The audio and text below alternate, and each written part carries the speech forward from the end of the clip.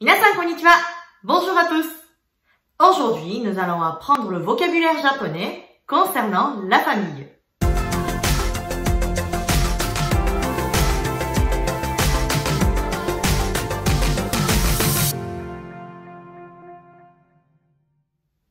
En japonais, les mots qui représentent sa propre famille et celle des autres ne sont pas les mêmes. En effet, on utilise des mots normaux quand on parle de sa famille, mais s'il s'agit des membres d'autres familles, il faut employer des termes polis.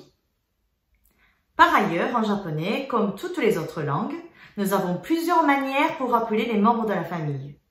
Aujourd'hui, nous allons voir les plus basiques. Vocabulaire. Les mots qui se trouvent à gauche pour sa propre famille et à droite pour les autres.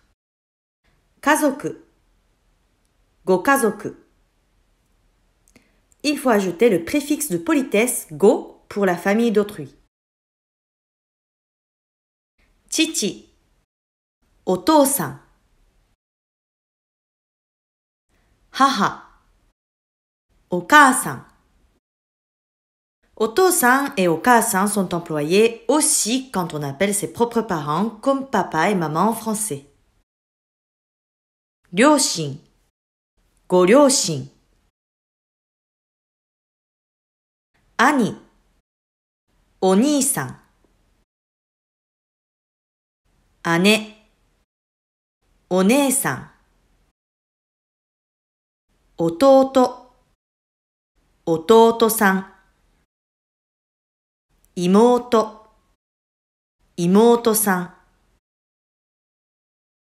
Kyōdai, go-kyōdai. Le mot kyōdai est composé de ani, grand frère, et ototo, petit frère, mais il signifie les frères et sœurs. Otto, goshujin. Tsuma, okusan.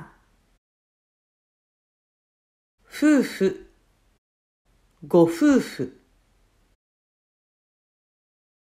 Musuko, musuko-san.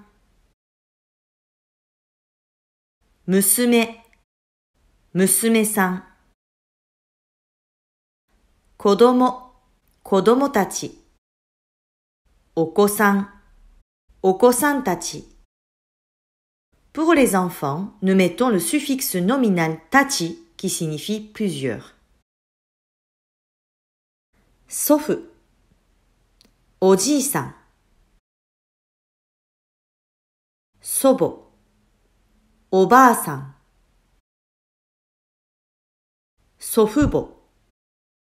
Il n'existe pas de mots qui représentent les grands-parents d'autrui. Nous pouvons les appeler juste Oji-san to Oba-san, le grand-père et la grand-mère. Oji, Oji-san. Il existe deux manières d'écrire Oji, l'un pour le grand frère de son père ou de sa mère, l'autre pour leur petit frère.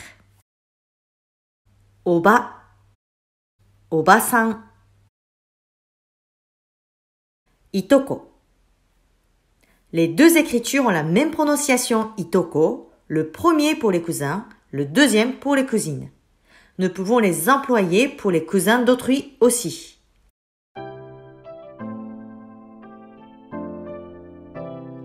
Voilà, c'est tout pour aujourd'hui. Si vous avez aimé ce cours, n'oubliez pas de mettre un j'aime et abonnez-vous si ce n'est pas encore fait.